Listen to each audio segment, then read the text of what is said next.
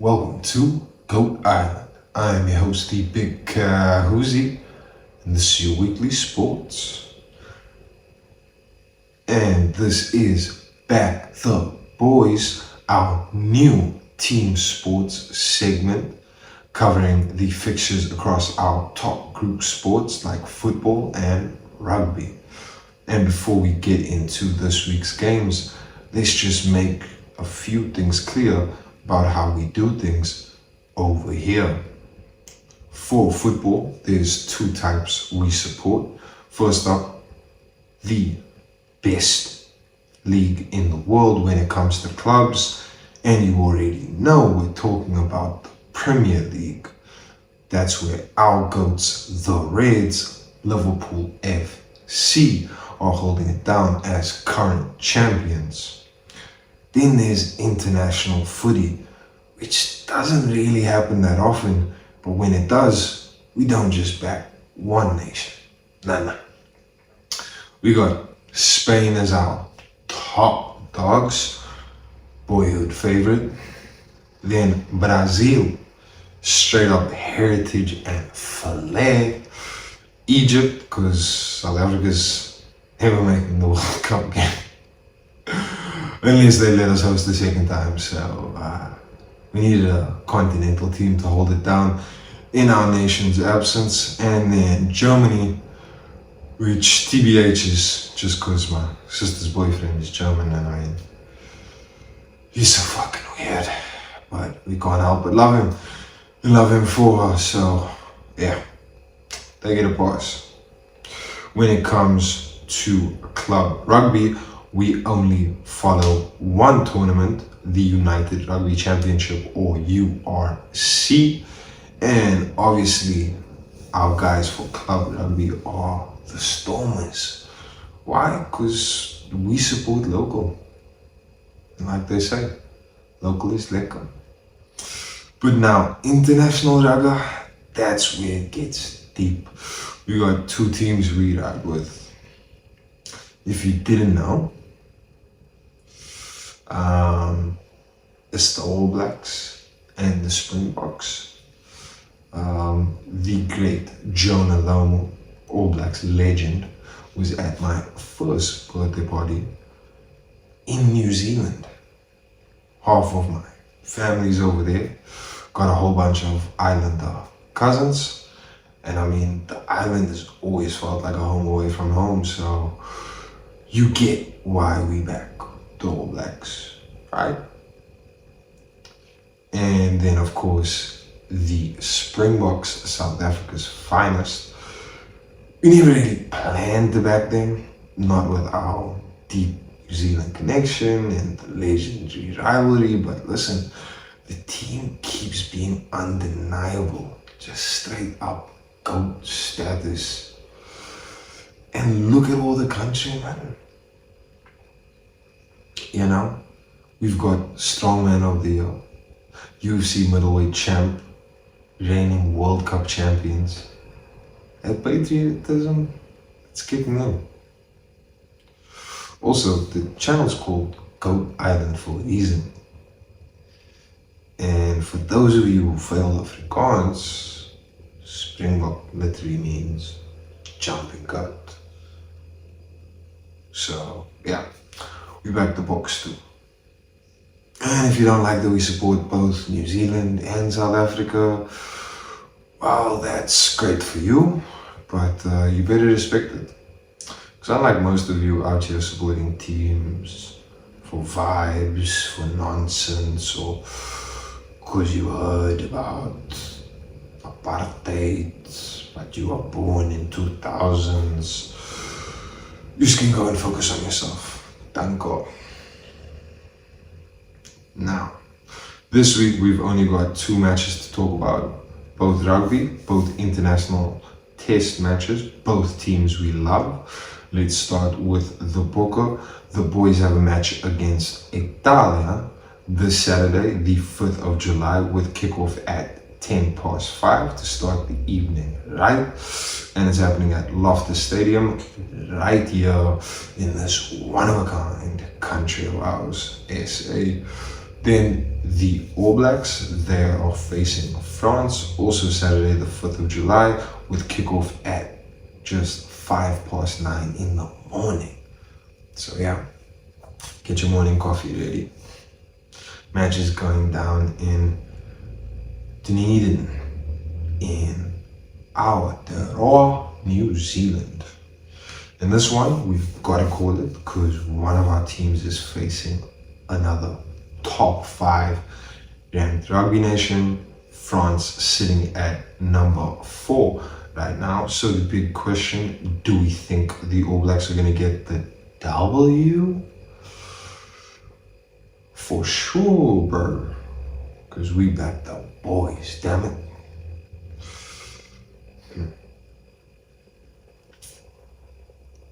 And this segment used to be called Combat Sports, but like, very original.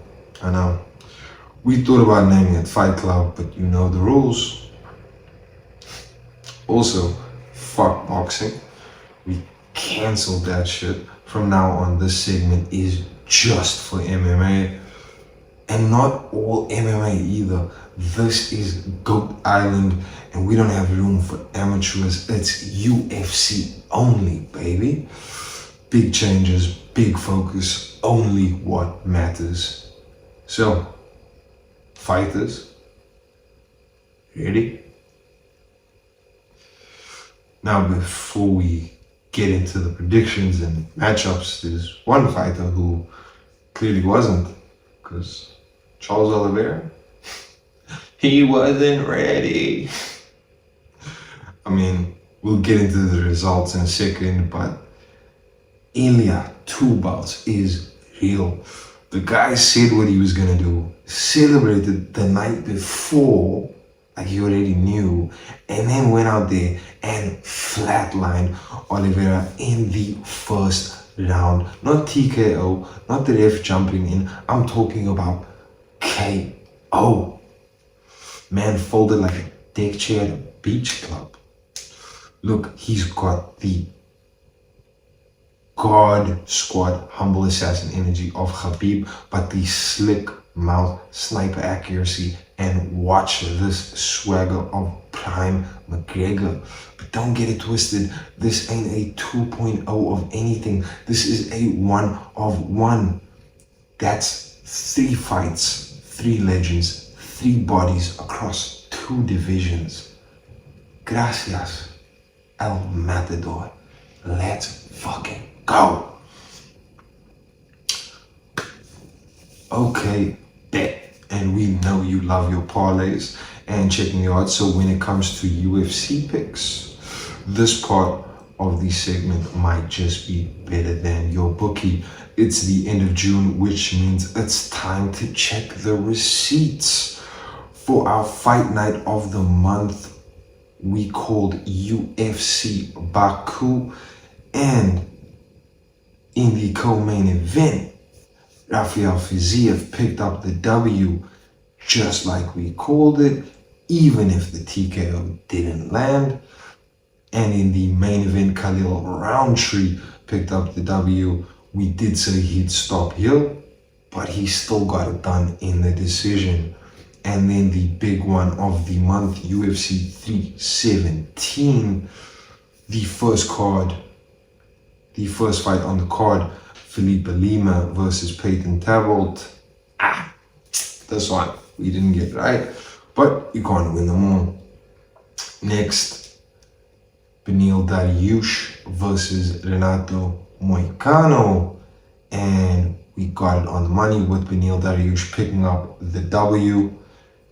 Next, it was Brandon Royval versus Joshua Van, and we picked Joshua Van to win, and we were right. Next was the co-main event with Alexandre Pantoja, and we called that it would be a sub in the first 2 rounds, kind of went to the 3rd round, but still we got it right with Alexandra Pantoja picking up the W, and still your UFC flyweight champion. And then last but certainly not least, Ilya Topuria versus Charles Oliveira. And we called Ilya to win with a TKO or knockout in the first 2 rounds. And Ilya Topuria got it done with a knockout in the very first round. And new double bonus points on that one. That's 6 out of 7 correct for the month, more than an 85% accuracy. So yeah, ka-ching. No, check, Dana. Now it's time for our new weekly subsection within Fighters Ready called What's Hunter's Number? And if you're asking who the fuck is Hunter, we're talking about Hunter Campbell, the man making magic behind Dana White, the dude who actually gets the fight signed. He's the one fighters call when they want to smoke. Now, we don't actually want his number yet, but if we did, this is what we tell him. See, every month we pick one theme, one division, one puzzle to solve, and we go deep week by week. July is up next, and this month we're trying to make welterweight great again. 170 pounds, the welterweight division, once the home of GSP and Big Ka Huzzi, and right now it's kind of mad. We're talking about how to fix it, the title fights to make, contenders to match, and a whole new plan to bring the fire back. Buckle in, because next week we book the damn belt fights ourselves. Last but not least, we wrap up this segment with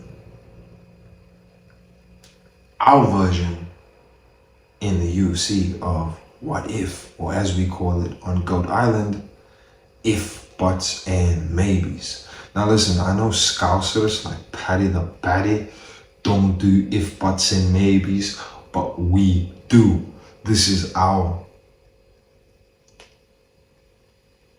version of Marvel's What If for combat, and every week we ask, if something small changed, would it change everything? We're launching this brand new section now, and July's theme is already locked in with The Eagle Flies High. That's right, Khabib Nurmagomedov's grind from 2016 to 2018, from contract disputes, postponed fights, weight cut chaos, and finally the destruction of McGregor at UFC 229. For all of July, we will ask the question, what if Khabib's journey had gone differently? What if he fought sooner? What if Conor didn't take 2 years off? What if Tony versus Khabib actually happened? All that and more right here every week in July. This is gonna be good. Moving on to our next segment for all things WWE. This is just heat, because we shoot first and shoot often. Now this used to be the pro wrestling segment, but real talk, we ain't about the whole wrestling scene. We just care about the GOAT wrestling company, WWE, period. It's just heat.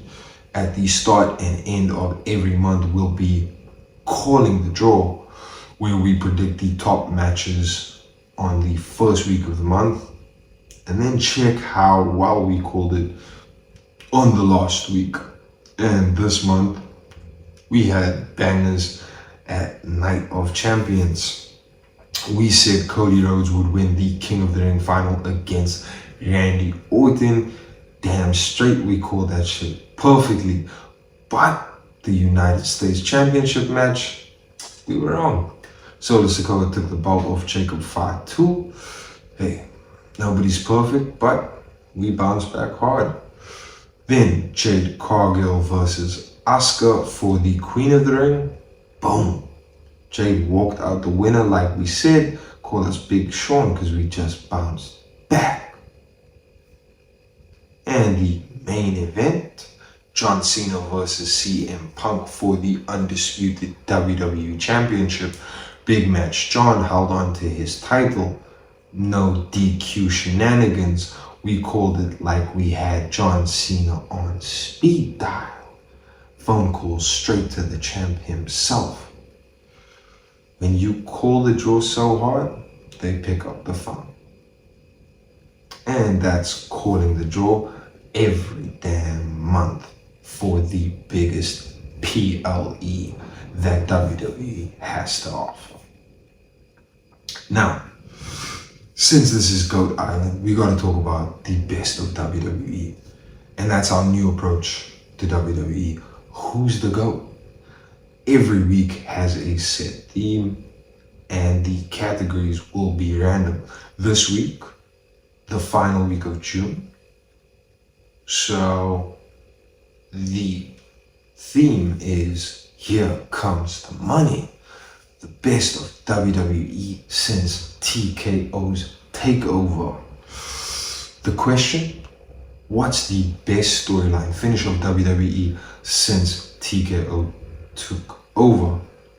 And the answer is hands down the WrestleMania 40 main event, Cody Rhodes versus Roman Reigns, closing out the Bloodline saga like a cinematic masterpiece. If Avengers Endgame had a wrestling main event, this would be it. Roman's 1316-day reign, fourth longest in WWE history, dominating 4 decades, and the finish, legendary. The Rock, John Cena, The Undertaker showing up like it's the end of days. It was the perfect ending to one of WWE's greatest chapters. That finish gave you goosebumps and chills. This is GOAT level storytelling. This is what wrestling was made for. This is the greatest of all time. Now, why do we hit the gym? For TG, for the gains. We ain't just lifting for fun. We here to build, grow, and dominate. From the mom or muscle of the month to Chow Town and what we're ordering when we get down there, the graveyard lift, crash but not now, and not out, and even dropping verses from Himalations. This segment is your ultimate gym rat survival guide. So, since it's the final week of June, we're opening the book of Himalations. And Himalations, chapter 1, verse 1, to get where you're going, you gotta leave where you're at. Okay, stop clinging to your weak ass self and excuses. Growth demands change. And for verse 2 of chapter 1, Himalations, work so hard for so long that you forget it's even difficult. Consistency is the game. Grind until the pain turns into routine and you're just doing your thing like a machine. That's the kind of mindset that separates legends from the rest. Take these verses with you, these mantras, into July for the gains. And remember, we might not be bodybuilders, but we damn sure building some bodies. And that's a wrap for this week's sports drop. You should probably like and subscribe. And if you have any thoughts, drop a comment. And from GOAT Island, this is the Big Ka Huzzi. Check you again.